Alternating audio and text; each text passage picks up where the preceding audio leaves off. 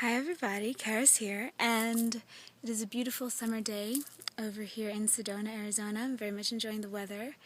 And what I want to tell you guys about in this video is an impromptu soul retrieval mission that I happened to find myself on last week, I believe.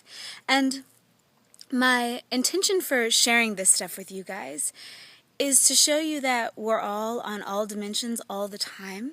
So it's not so much as look at what I can do as it is look at what we can do. Because I know that a lot of you guys are having these very same or very similar experiences, but since we're taught in this culture that we live in to just delete that stuff, that it's not true at all, then usually you don't even notice that it's happening. So if you hear more stories about it happening, then when it happens to you, you will not just delete it and say, oh, that must be fanciful imagining, and get rid of it. And you can learn how to hone and experience existence as a multidimensional being. So this is what happened. This experience was catalyzed by a request and an intention that I set with a soul sister of mine, who also does a lot of interdimensional work and healing work. And we said that we wanted to know consciously what we're doing on all the planes of existence, because a lot of you guys know that we all meet up in dreams sometimes, or we all have experiences that are non-physical, but we might not always necessarily remember. Often when someone sees you in a dream and they tell you about it, you get this feeling like you know that they're right, but you don't actually necessarily remember the dream. And that kind of catapulted this stuff, because we know that we're all doing all this stuff because 3D is the crossing point of a bunch of different dimensions of existence. So this is the densest one, but it's not necessarily the most real or most important one. So what happened to me in this particular experience was I was getting out of the shower, because the shower is where I get a lot of my inspirations and epiphanies, like a lot of us do. It's something about the running water. If you hang out by the ocean or rivers or springs, you'll get it too. Something about the energy of running water clears you up and lets you perceive more, I think. So I'm getting out of the shower, and all of a sudden, I had the experience of, in the astrals, so this is not a physical sight thing. This is as if I was imagining something, but I'd never seen this, and I wasn't thinking about anything like this, which is how I can tell the difference between what I imagine and what is actually an interdimensional communication. So I see, in my mind's eye, this face coming at me. And it was almost as if it was coming through a portal, coming through a tube. Those of you who are scared of scary movies, that's because, you know, when the face appears, the scary thing where there's the reveal and the person jumps out, that's the way, imagery-wise, that a lot of times other beings can come in. So I don't watch scary movies because they're a vector, which you have images of around is what is around in other dimensions. So curate, right? My friend uses that, and I love that phrase, curate your input. So anyway, what happened was I saw this face coming at me, and it was very ghostly white. It had dark eyes, possibly even black eyes, wide open, and the mouth was open too, and it looked like an expression of pain. And normally what that would mean to me in my old paradigm of existence, when I was doing a lot of clearings and essentially arguments with other dimensional beings who were not particularly acting very friendly, I would have jumped back and possibly gone on attack or defense mode, maybe both. But now that I have realized in the recent couple of years, I guess, that we all have all of it within us. We are all capable of everything. So us judging something that seems to be dark or scary and saying, you're yucky, I don't want to play with you, is not being a creature that believes in unconditional love. That doesn't mean you should let anything feed on you or trample you or abuse you, but it does mean that you have a different reaction when things like that come. So rather than saying, scary or bad, shield up or attack or whatever it is, which is the old paradigm and the paradigm that a lot of us are still running, I said, okay, well, what's going on? What is it that you need? What is it? And then I realized that this being, entity, soul, whatever it was that had come to me, he was really traumatized and in a lot of pain and scared and just wretched, right?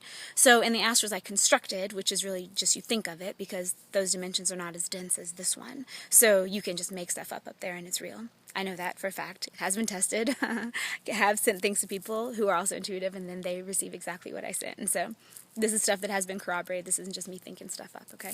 Well, kind of is, but then it makes sense in the real world too. So I constructed a blanket healing for him. So it looked like, in my imagination, a blanket, a pink fuzzy blanket, but it was actually made of all this healing, transformational energy from source. Because when you're doing energy work, 'tis best not to draw from anything, because then that's you being a cipher.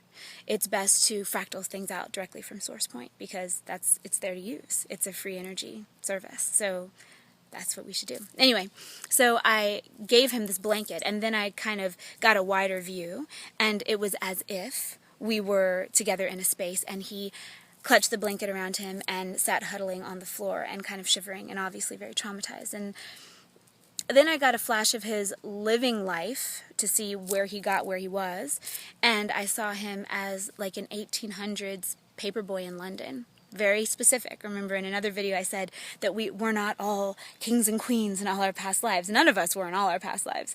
There are some that you're something random, like a paperboy in London. So he had apparently what seemed to be a very difficult life and a possibly disorienting death, which is why he was stuck. And I have done some interdimensional travel in the realms, and just so you guys know, everything's real, right? That's why there's an Egyptian bardo, that's why there's the Book of the Dead that some people read, that's why there's the heaven paradigm, that's why there's all these different afterlives, and the universe is big, everything can exist. So just because I say I saw one thing doesn't mean that the other stuff doesn't exist, and it also doesn't mean that I think that one thing correlates to everybody.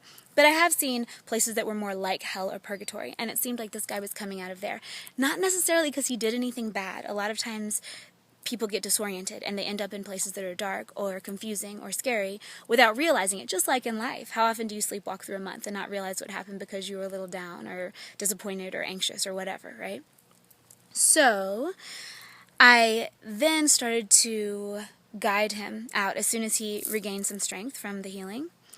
I started to guide him, and I realized that we were walking over this abyss. These things are very dreamlike, but I was completely wide awake, standing up in the shower. So this is not something that I kind of dreamed up. It was happening. I was a witness more than an actor in the event, but I did have some say. So what I realized was I was holding his hands like this, and he was walking forward, and I looked down, and we were walking over a huge, empty, black abyss.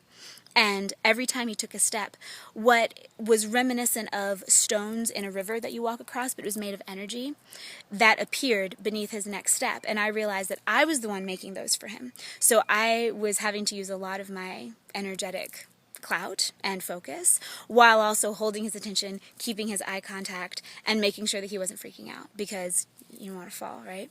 So I looked down at my body and realized then that I wasn't in a human form. And this is true for all of us. We all exist on all realms. So we're all doing stuff like this all the time. It's just when it pops through to this brain and this body, it's really interesting and kind of fanciful and awesome. So what I looked like was it being made of streams of energy, essentially, like streams of colored light, kind of like a cross between a person and a butterfly. I don't know, it's hard to describe, but it didn't look necessarily that human. Like I said, just kind of abstract streams of light.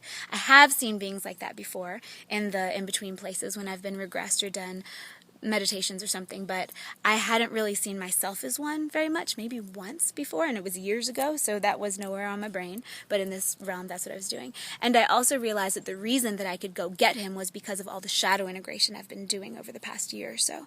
And shadow integration doesn't mean you're going to go dark and do a bunch of bad stuff. It means that you're going to accept that it's all within you and treat yourself with unconditional love, and then you don't have to go out of line and do the crazy stuff, because you never have to kind of bust a gasket in order to return to center. So that's why I could even go get him in the first place. So we're going across the stones, and then once we get to the other side, and I didn't see very many features of this, I was kind of focused on this dude, I tried to scan to see where his people were in the afterlife, the people who he knew and would trust and would go with to go to whatever his heaven paradigm is. And I realized that their bodies he wouldn't recognize them because they looked different than they had in his life. So I made sure that I grabbed the soul essence and invited them down, and sure enough, when he saw them, they greeted, and he felt his family there. And then it's as if he went up through a portal made of light, and then once he was in it, there was an explosion, almost like a firework, that came around and created a torus field of rainbow-colored light where he had gone, and then it disappeared, and he was gone. And it was really quick. It was under 5 minutes. And I'm just standing there flabbergasted in the shower. And so I realized that somehow he must have known to call me, because I live out here in Arizona right now. He was a 1800s paperboy in London. What the heck? Why would he think to come get me? And this is maybe the coolest part of the whole experience.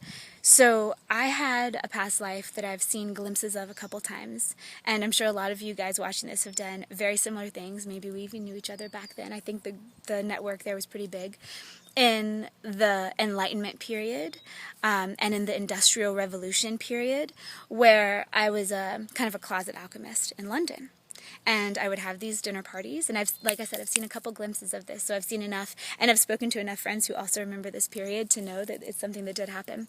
And I was working on consciously being an alchemist, being a magician.